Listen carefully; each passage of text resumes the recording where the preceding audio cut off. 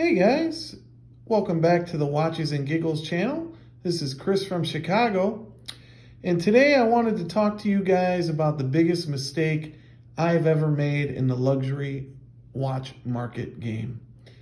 And to me, it was a big one, and it could have been avoided if I wasn't so hasty and so quick to do something that I didn't have to do, pretty much.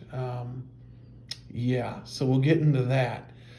So I want to take you back in time to the end of 2016, 2017, and I was just able to now afford a luxury watch. And I had narrowed it down to a Rolex Submariner with date function, or the GMT Master 2 black with the green hand that's now discontinued. I wish I would have bought that one as well, but didn't do that either. If we only could go back in time, right? But in any case, so back then, I'm in Chicago, and you could walk into an AD and they had Rolex Submariners, Rolex GMT Master 2s, Explorers, Explorer 2s. They had the bluesy, this beautiful one right here. They had the Submariner two-tone, black and yellow gold. Pretty much any, I guess I'll say regular Rolex watch you could buy. Now, at that time in Chicago, Hulks you couldn't walk in and get anymore. The Batman, GMT Master 2 Batman you couldn't get. And obviously the Daytona was good luck, and still to this day, you better have spent a lot of money with your AD to get one of those, because otherwise it ain't happening. But pretty much, I was excited. It was a time in my life that I was celebrating. I was doing well in my job, and I walked in to an AD. I had actually called first and say, hey, do you have Rolex Submariner and a Rolex GMT Master 2? And we're like, yep. They were like, yep, we have both. Come on in. So I went in, tried them both on, and I walked out with the Rolex Submariner with date. And I was over the moon. Now, fast forward a little bit to 2018. The Rolex, open this up now, 50th anniversary Sea Dweller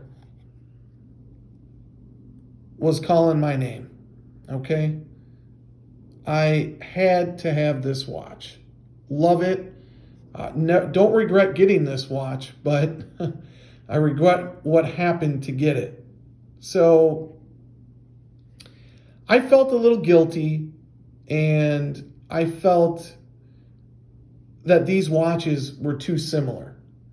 So in haste, I ended up selling my Rolex Submariner with date. Now, I did make a little profit on it, but not what I could have made if I just would have held on to it and kept it and didn't rush just to be like, oh, these watches are so similar, it's stupid to have two black watches. Well, here's the Rolex Submariner, no date, and then the Rolex Submariner with date. And then here's this guy. Now, this one, to me, the lugs are a little beefier. This one, they've trimmed them down a little bit, and I think overall it presents better and wears better on this watch. Also, the dial on this one is a rich, deep black, where this one in the lights can almost turn grayish right there. It's not as deep, gives it a more vintage vibe. Obviously, the bezel on this one is a super beautiful, rich black, and this one in person, it's just not as black. So there are little subtleties. Obviously, this one has a helium escape valve as well. This one does not, and it has this one writing on the case back, right? It has Rolex Sea Dweller and then original helium escape valve, if I'm not mistaken. So I thought they were going to be way too similar, and I couldn't have been more wrong. So what did I do? I went and just sold my Rolex Sub because I felt guilty pretty much owning two watches that I thought were going to be very, very similar. So what I should have done, and what I'm going to recommend to you guys, is that if you're thinking about selling one of your luxury watches, whatever the brand may be, and you don't need the funds to fund it, put the watch away and try to forget about it. Put it in your safe at home, put it in your safety deposit box, hide it in a shoebox. I mean, do whatever. Just get it out of your face, get it out of your mind, and see if you miss it.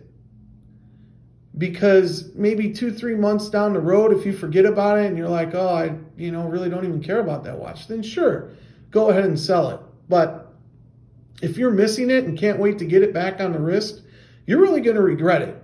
And I regret selling this baby every day because it was my first one and it was a stupid thing to do, which I didn't need to do it. I didn't need the money.